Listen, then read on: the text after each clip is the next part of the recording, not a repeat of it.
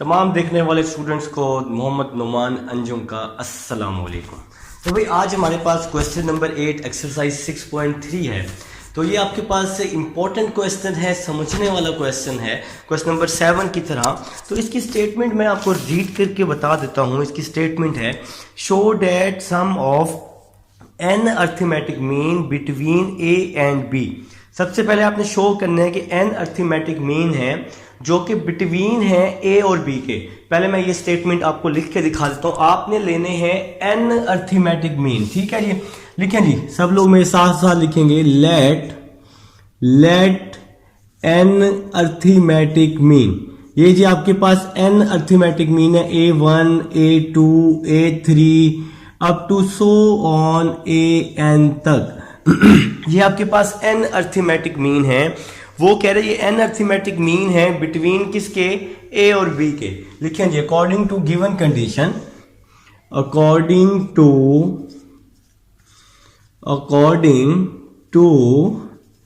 Given condition. क्या condition है कि ये एन अर्थमेटिक मीन जो है ए और बी के बिटवीन है। जिस तरह से बिटवीन आपके पास कुछ क्वेश्चन दिए हुए थे, क्वेश्चन नंबर 3, 4, 5, 6, इसी तरह अब ये ए और बी आपके पास आ गया। तो भाई ए आ गया, A1 A2 A3 up to so on AN और ये B आ जाएगा। तो ये इसकी कंडीशन थी कि A और B के बिटवीन ये N अर्थमेटिक मीन है। तो आपने शो करना है कि इसका जो आंसर है वो N अर्थमेटिक मीन आना चाहिए। मतलब क्या शो करना है जी, इसका आंसर क्या आना चाहिए, N अर्थमेटिक मीन आना चाहिए।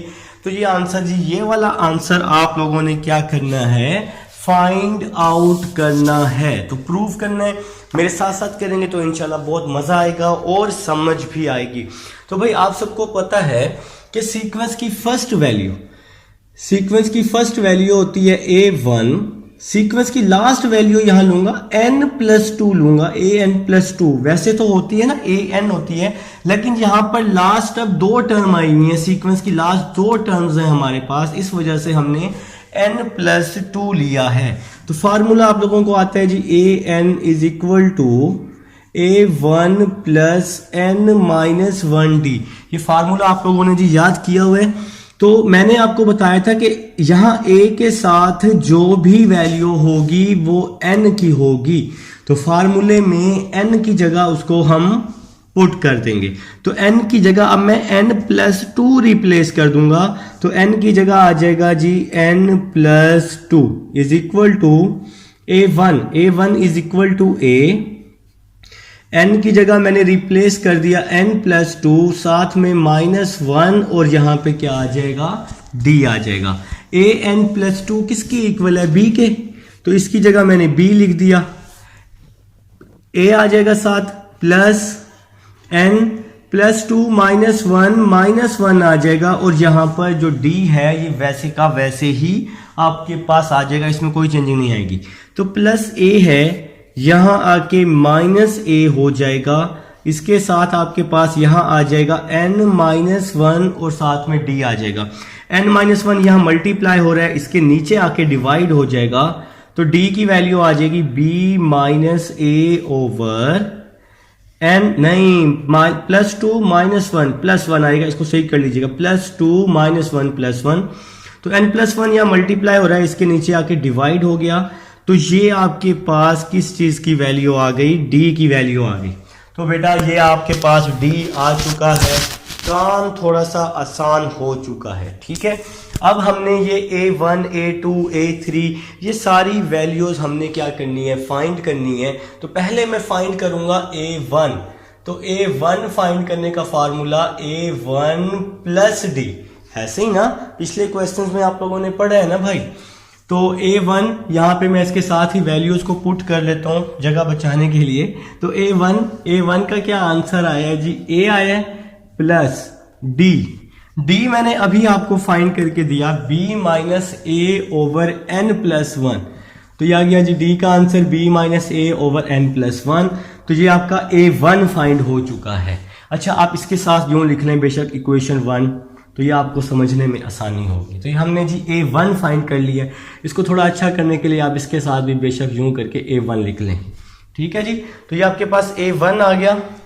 अब हम निकालते हैं A2, तो A2 आ जाएगा बेटा A1 प्लस 2D। ये फार्मूला होता है ना भाई, ठीक है, ये फार्मूला आप लोग पढ़ चुके हैं क्वेश्चन नंबर 3, 4, 5, 6 में। अब देखें जी A2 फाइंड करना चाह रहे हैं, इसके साथ ही मैं कर लेता हूं A1। तो A1 किसके इक्वल है, A के, तो A1 हमने A ले लिया प्लस 2 और 2 के बाद है D, D की वैल्यू आ गई। D किसके equal, B minus A over N plus 1। तो D की जगह मैंने लिख लिया B minus A over N plus 1 bracket close. इसको नाम दे दिया मैंने इक्वेशन 2 का, ठीक है जी। तो ये A2 आ चुका है। अब हम निकालते हैं A3। A3 का फार्मूला A1 प्लस 3D आ जाएगा। A3 is equal to A1। तो A1 क्या आया जी, A1 का आंसर A प्लस 3 फिर D। तो D का आंसर मैं आपको यहां फाइंड करके दे चुका हूं। D का आंसर आया B minus A over N plus 1। तो ये मैंने D का आंसर पुट कर दिया B minus A over N plus 1। इसको नाम दे दिया इक्वेशन 3 का।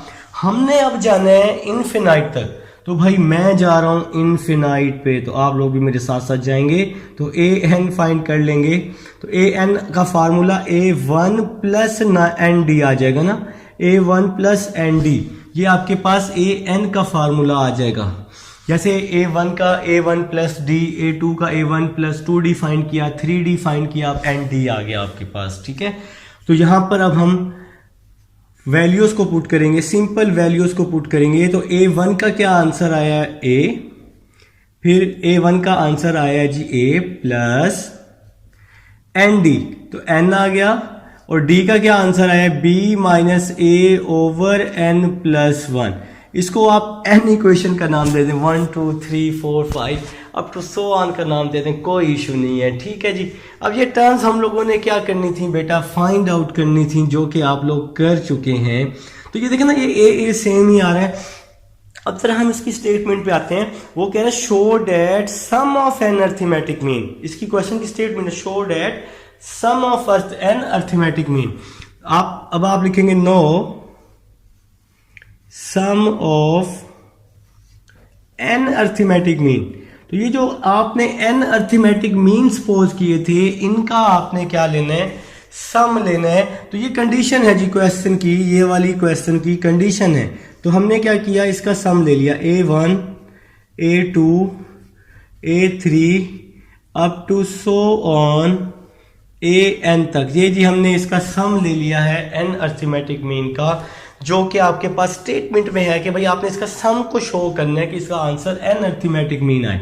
तो A1 का आंसर क्या निकाला हुआ है, ये मैंने आंसर पुट कर दिया A plus B minus A over N plus 1, फिर प्लस A2 का क्या आंसर निकाला हुआ है A प्लस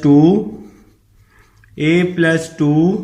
यहां पे अगर आप ब्रैकेट लगाना चाहें तो अच्छी बात है, A plus 2 B minus A over N plus 1, फिर प्लस A3 का आंसर ये निकाला हुआ है आपने A plus 3 B minus A over N plus 1। ये सारे आंसर मैं पुट कर रहा हूं up to so on, plus up to, ये अप टू सो ऑन मैं नीचे ले आया हूं, ठीक है जी, प्लस AN। तो AN का भी आंसर पुट कर दिया हमने A plus N B minus A over N plus 1। तो ये सारे आंसर्स हमने पुट कर दिए। तो यहाँ पर भाई ये अप टू सो ऑन लिखा हुआ है, ये जो अप टू सो ऑन चल रहा है ना, तो ये लास्ट में मैंने ना AN का आंसर यहाँ नीचे पुट कर दिया, मेरे पास स्पेस नहीं है। तो A1 का आंसर ये पुट कर दिया, A2 का आंसर, A3 का answer, up to so on AN के आंसर तक हमने ये सारी वैल्यूज को क्या कर दिया है, पुट कर दिए। अब मैं क्या करने वाला हूं भाई, A प्लस A, ये सारे A जो हैं इनको मैं एक साथ लिखने वाला हूं, up to so on A तक इन सब को मैंने एक साथ लिख लिया है। अब ये b माइनस ए ओवर एन प्लस वन यहाँ भी है, आगे भी है, सबके साथ है ना, तो ये b माइनस ए ओवर एन प्लस वन वाली वैल्यूज मैंने कॉमन ले ली है। b माइनस ए ओवर एन प्लस वन ये कॉमन ले लिया, इसके साथ 1 था तो मैंने 1 लिख लिया, फिर प्लस ये कॉमन ले लिया, इसके साथ 2 था तो मैंने 2 लिख लिया, इसके साथ 3 था तो मैंने 3 लिख लिया, up to so on n तक, तो इसके साथ n था ना तो मैंने n राइट कर दिया है। ठीक है जी, अब नेक्स्ट चलते हैं। ये देखें ये a plus A up to so on a तक है ना, ये भाई इन्फिनाइट a है, तो इन्फिनाइट a होने की वजह से मैंने इसको क्या लिखा na। अगर आता ना 2 प्लस 2 प्लस 2 प्लस 2 तो इसको मैं 2n लिखता, अगर 1 1 1 1 आता तो 1n लिख सकते हैं, अगर 100 प्लस 100 प्लस 100 तो फिर हम इसको 100n लिख सकते हैं क्योंकि इन्फिनाइट n है। ठीक है जी, तो प्लस b माइनस ए ओवर n प्लस 1, तो सीरीज की फर्स्ट वैल्यू a1 होती है, a1 इज इक्वल टू 1। अब मैं यहाँ फार्मूला लगाऊंगा 6.4 का, आपको मैं जरा साइड पे करके दिखाता हूँ। आप लोग यहाँ वैल्यूज फाइंड कर लेंगे ब्रैकेट में ना, तो d फाइंड करते हैं, सेकंड को फर्स्ट में से माइनस करके, तो 2 माइनस 1 1 आ जाएगा, ये d की वैल्यू आ जाएगी। तो भाई फार्मूला होता है जो कि ये आपको आप ना रफ पे लिख लीजिएगा साइड पर, तो ये मैंने फार्मूला लिख रहा हूँ जी मैं आपको समझाने के लिए, S N is equal to N by 2। अच्छा मैं यहाँ नीचे करके दिखाता हूँ, फिर हम लोग ना यहाँ पुट भी कर लेंगे ना, हमारे लिए ज़रा आसानी हो जाएगी। डस्टर का है तो हमारे लिए थोड़ी सी आसानी हो जाएगी, तो हम लोग इसको पुट भी कर लेंगे ना। तो देखें जी फार्मूला होता है, अच्छा ये 1 है ना, डी 2 माइनस 1 1 आ जाएगा, कुछ और ना समझना इसको। तो फार्मूला होता है S N is equal to N by 2 2a1 n minus 1d। तो ये सम ऑफ द सीरीज का फार्मूला होता है, जब आपके पास सम ऑफ द सीरीज हो, सीरीज में प्लस हो, तो तब ये वाला फार्मूला आप लोग लगाते हैं। तो ये एन ए वैसे का वैसे ही आ जाएगा, ये एन ए भाई मैंने वैसे का वैसे ही लिख दिया है, फिर प्लस b माइनस ए ओवर n प्लस 1, ये वैल्यू भी मैंने वैसे की वैसे ही लिख दी है, आगे ब्रैकेट लगा दी। अब यहां पर a1 किसके इक्वल है 1 के, तो ये इस फार्मूले में वैल्यूज को पुट करूंगा, ये फार्मूला आपने याद करना है। सबसे पहले फार्मूले में है n बाई 2, तो ये n बाई 2 जो है ये मैंने वैसे का वैसे ही लिख लिया है, n बाई 2 वैसे का वैसे ही लिख लिया है। फिर n बाई 2 के बाद है 2a1, 2a1 की जगह 1, n माइनस 1 d की जगह 1 आ जाएगा, और ये ब्रैकेट क्लोज कर दी। तो 2 मैंने वैसे का वैसे ही लिख दिया है। 2 के बाद है a1, a1 किसके इक्वल था 1 के, तो a1 की जगह 1 आ गया, प्लस n माइनस 1 वैसे ही आ गया d, तो d की जगह मैंने वैल्यू पुट कर दी 1। तो ये फार्मूला आपने याद करना है सम ऑफ द सीरीज का। अच्छा a1 और d तो आपको निकालने आते ही है ना, 6.2 में आप लोग निकाल चुके हैं काफी दफा। नेक्स्ट चलते हैं बेटा, n a plus b minus A over n plus 1, n by 2 वैसे का वैसे ही आ जाएगा, 2 1s are 2 होते हैं, साथ में n माइनस 1 आ जाएगा जी। ठीक है, n a plus b minus A over n plus 1, n by 2 वैसे ही आ जाएगा, ये n वैसे ही प्लस 2 माइनस 1 प्लस 1 होता है जी। ब्रैकेट क्लोज कर ली मैंने, ब्रैकेट क्या कर ली क्लोज। अब जरा समझिएगा, n प्लस 1 से n प्लस 1 क्या कर दिया मैंने, कैंसिल कर दिया, बाय बाय कर दिया इसको मैंने, तो बाकी बच गया n a, b माइनस ए को n से मल्टीप्लाई किया, b माइनस ए n, और डिवाइड में क्या बच गया 2 बच गया। अब हम इसका क्या लेने वाले हैं LCM, तो LCM ले लेंगे, लेकिन इससे पहले थोड़ा इसको और आसान कर लेते हैं। तो इन दोनों में से n कॉमन ले लेते हैं, तो कॉमन लेना तो आपके लिए बाएं हाथ का खेल है ना, a plus b minus A over 2 बच जाएगा। ठीक है जी, यहां भी n था, n कॉमन ले लिया, n बच गया यहाँ पर 2a, नीचे वाली वैल्यूज को मल्टीप्लाई करते हैं ना, और बाकी वैल्यूज को क्रॉस मल्टीप्लाई, मैंने एलसीएम हमेशा आपको ऐसे ही सिखाया है, नीचे वाली वैल्यूज को मल्टीप्लाई, 2 1s are 2, और बाकी वैल्यूज को क्रॉस मल्टीप्लाई, सबसे आसान तरीका एलसीएम का। 2a माइनस ए, 2a माइनस ए, तो a बच जाएगा, साथ में प्लस b आ जाएगा, ओवर 2 आ जाएगा। तो ये भाई अर्थमेटिक मीन का फार्मूला ना बन गया। तो यही वैल्यू तो मेरे भाइयों प्रूव करनी थी। तो हिंस प्रूव हो गया, तो काम सारा हमारा प्रूव हो गया भाई। ये वैल्यू आपने प्रूव करनी थी एंड अर्थमेटिक मीन आपने प्रूव करना था। तो भाई आसान कह सकते हैं, लेकिन तब कहेंगे जब आप इसकी प्रैक्टिस करेंगे। मैथ जो है ना, मैथ ये हमेशा प्रैक्टिस से ही आनी है।